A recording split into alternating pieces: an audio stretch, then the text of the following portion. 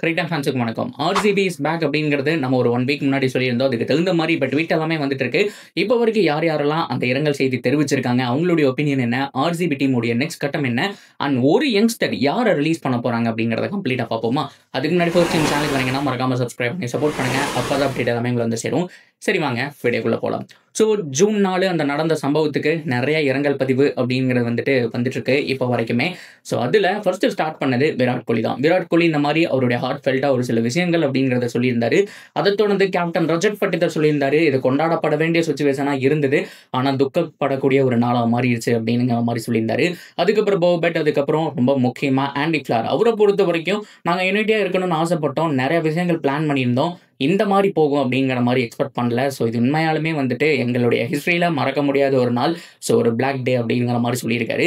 So அதை தொடர்ந்து ஆர்சிபியை சேர்ந்த தினேஷ் கார்த்திக் அவர்களும் ஒரு சில விஷயங்கள் சொல்லியிருக்காரு. இது எல்லாமே இரங்கல் செய்தி. அது போக ஆர்சிபி சைடில் இருந்து ஆர்சிபி கேர்ஸ்ங்கிற ஒரு விஷயம் அண்ட் ஃபேமிலிக்கு 25 லேக்னுங்கிற மாதிரி நிறைய ப்ரொவைட் பண்ணியிருக்காங்க. பட் இருந்தாலுமே இன்னும் கோர்ட்லேருந்து அஃபீஷியல் நியூஸ் வரல. ஆனால் இவங்க போடுற ட்வீட்டு மறுபடியும் ஆர்சிபி போடக்கூடிய விஷயமெல்லாம் பார்க்கும்போது எஸ் அஃப்கோர்ஸ் ஒரு 99% ஆர்சிபி இஸ் பேக், மறுபடியும் இந்த ஒரு டோர்னமெண்ட் அப்படிங்கிறத பார்ட்டிசிபேட் பண்ணுவாங்க.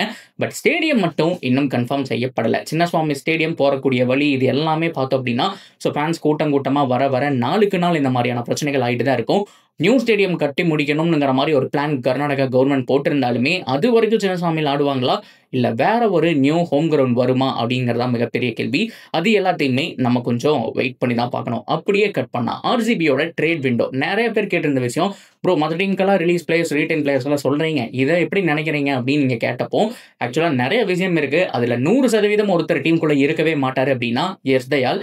அவர் பண்ண சம்பவம் அப்படி, கண்டிப்பாக ஆர்சிபி அவரை உள்ளே எடுத்து போடுறதுக்கான வாய்ப்பே இல்லை. அவருடைய கெரியரே முடிஞ்சது அப்படிங்கிற மாதிரி தான் சொல்லணும்.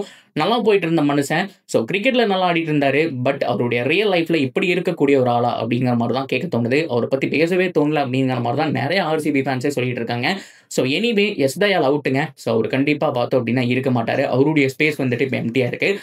இது போக ரசிக்தர் சலாம் அவருடைய ஸ்பேஸ் தான் எம்டி ஆக போகுது அப்படிங்கிற மாதிரி இன்சைட் ரிப்போர்ட் சொல்லிட்டு இருக்கேன். இப்போ ஆர்சிபி ஒரு ட்ரேடுக்கு பிளான் பண்றாங்க அப்படின்னா இங்கிருந்து கொடுக்கக்கூடிய ஆள் ரசிக்தர் சலாமா தான் இருக்கணுங்கிற மாதிரி சொல்லிருக்காங்க. நிறைய டீம் அவர் கேட்டிருக்காங்க. கேகேஆர் பார்த்தோம் அப்படின்னா ஒரு கமலேஷ் நாயர் கோட்டி அந்த மாதிரியான ஒரு பிளேயரை டெவலப் பண்ற மாதிரி, ஸோ நாங்கள் ரசிக்தர் சலாமா டெவலப் பண்ணணுங்கிற மாதிரி சொல்லிட்டு இருக்காங்க.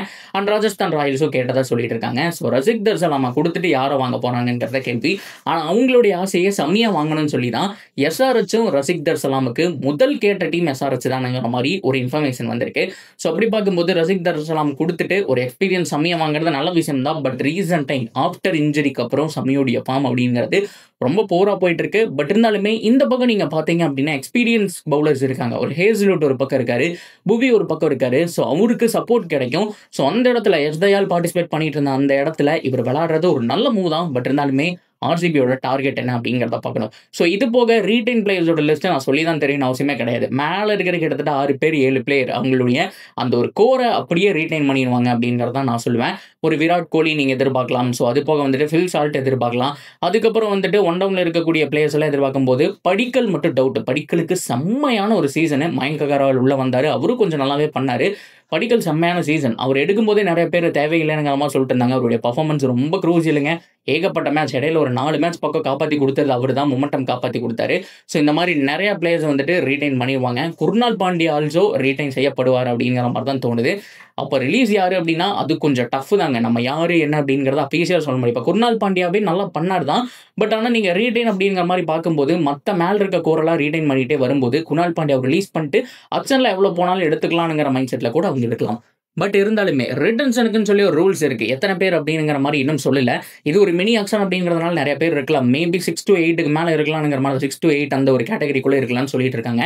அப்படி பார்க்கும்போது Romario Shepherd, Tim David, Hazlewood, Bhuvneshwar Kumar and Virat Kohli, so அதுக்கப்புறம் நான் சொன்ன மாதிரி ரஜத் பட்டிதர். ஸோ நீங்கள் வந்துட்டு இன்னும் ஏகப்பட்ட பேர் இருக்காங்க. மேலே சொன்ன மாதிரி நம்ம ஃபில் சால்ட் ரொம்ப ரொம்ப முக்கியம். ஸோ ஜித்தேஷ் சர்மா அவரை மறந்துடக்கூடாது. ஆல்மோஸ்ட் இதை கனெக்ட் பண்ணாலே ஒரு 9 பேர் வந்துடுறாங்க. ரொம்ப ரொம்ப காம்ப்ளிகேட்டடான ஒரு விஷயம். ஸோ இதில் யாரை வந்துட்டு ரிலீஸ் பண்ணுவாங்கங்கிறது ஒரு டவுட் தான். எல்லாருமே வேணும் அப்படிங்கிற ஒரு சிச்சுவேஷன் தான். இருந்தாலும் ரொமேரியோ செப்போர்ட், டிம் டேவிட் இவங்க 2 பேருமே ஒரே மாதிரி யூனிஃபார்மா பவர்ஸ் இருக்கிறதுனால மேல இருக்க யாரையுமே நம்மளால இழக்க முடியாது. மேல ரஜத் பட்டிதர் வேணும், விராட் கோலி வேணும். ஸோ அது மட்டும் இல்லாமல் ஜிதேஷ் சர்மா செம்ம க்ரூசியல் ரோல் அப்படிங்கிறத பண்ணிருக்காரு. ஃபில் சால்ட் சொல்லவே வேணாம், 4 பேர் மேலே கையே வைக்க முடியாது. கீழே புவனேஸ்வர் குமாரும் வேணும், ஹேசல்வுட்டும் வேணும் அப்படிங்கும்போது அவங்க மேலேயும் வந்துட்டு நம்ம கையே வைக்க முடியாது. So Tim David, Romario Shepherd, so இந்த மாதிரியான பிளேயர்ஸ் வந்துட்டு நம்ம ஏதாவது பண்ணி தான் ஆகணுங்கிற ஒரு சுச்சுவேஷனுக்கு கூட போகலாம். ஸோ ரொம்ப கஷ்டமான விஷயம் தான், நம்மளால முடிவே பண்ண முடியல. பிகாஸ் அவங்களுடைய ஆர்சிபியோட ஹிஸ்டரியிலேயே பக்காவான 11 இதுதான். அந்த அளவுக்கு டிகே அந்த போபட் எல்லாருமே பார்த்தோம் அப்படின்னா ஸ்கெட்சை போட்டு வந்துட்டு தூக்கி வச்சிருக்காங்க. இது கலையிறதுங்கிறது கஷ்டமான விஷயம் தான். பட் இருந்தாலுமே என்னை பொறுத்த வரைக்கும் மறுபடியும் கெயின் பண்ணிடுவாங்கிற மாதிரி தான் தோணுது. அக்ஸானில் அதுக்கு தகுந்த மாதிரி ஸ்ட்ராட்டஜி பில்ட் பண்ணி ஒரு ரீஃபார்ம் பண்ணிடுவாங்க.